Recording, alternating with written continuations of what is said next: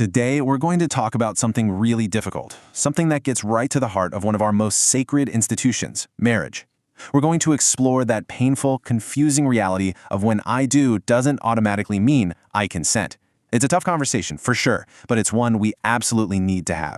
Now, the reason we're talking about this today comes from a really interesting source. It's not some academic paper or a formal news report. It's a raw, unscripted video from a YouTuber, Rituki Diary. She saw something that just hit her so hard, she felt like she had to turn on the camera and just speak from the heart. So you might be wondering, what was it that sparked such an emotional reaction? Well, it all started with a news story she came across. One of those stories that's so disturbing you just can't look away. It was that story that made her hit record. And here's the story that set everything in motion. It was about a woman whose husband would come home and beat her every single day. And after the beatings, he would force himself on her. This just awful cycle of violence went on until she finally found the strength to grab her kids, leave, and go to the police. A story like that, it just cracks open a much bigger, much more uncomfortable question, doesn't it?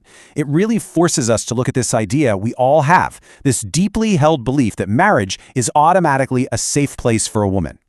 And this slide just lays it out so clearly. The hope versus the reality. On one hand, you have the hope, right? The belief that marrying off your daughter will keep her safe, that she'll be protected from the dangers of the outside world. But then there's the harsh reality. Sometimes the biggest danger is right there, inside her own home.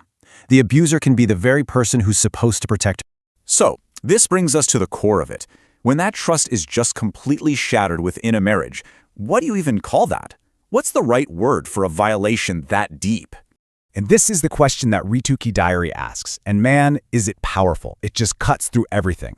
If the person who stood up and vowed to love and protect you for the rest of your life is the one using force, what really is the difference between that act and being attacked by a total stranger? And that question leads us to a very clear definition: marital rape.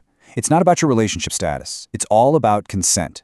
It's the act of forcing your spouse to be physical when they don't want to. It's a violation, pure and simple. And the fact that you're married doesn't change that. Okay, so if this is happening, why don't we hear about it all the time? Well, the creator gets into the huge, immense pressures from society that basically force so many victims to suffer in silence.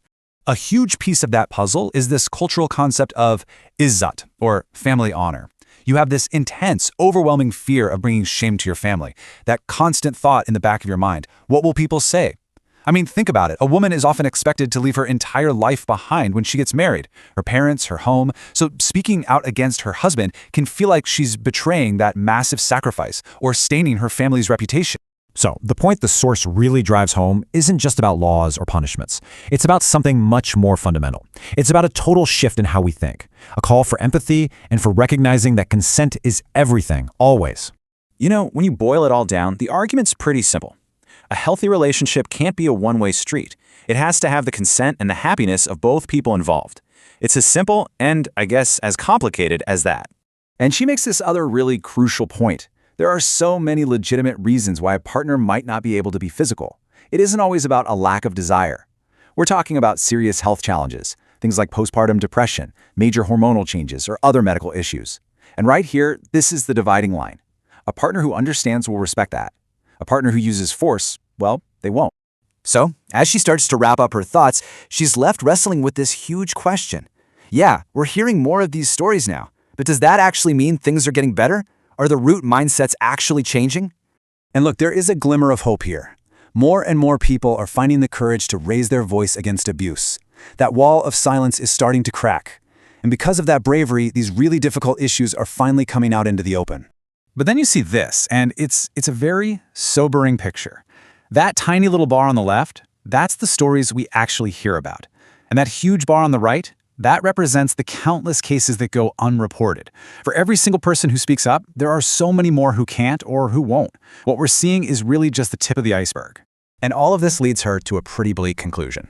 Her take is that even though victims are starting to find their voices, the thing causing the problem in the first place, that mindset of entitlement, that lack of empathy, it's not really changing. People's intentions, as she puts it, are staying the same. And so this is where we're left, with this final critical question. It's one thing to finally hear a voice that's been silent for so long, but it's something else entirely to truly listen, to understand, and to actually change because of it. The voices are definitely getting louder. The real question is, are we as a society finally ready to listen?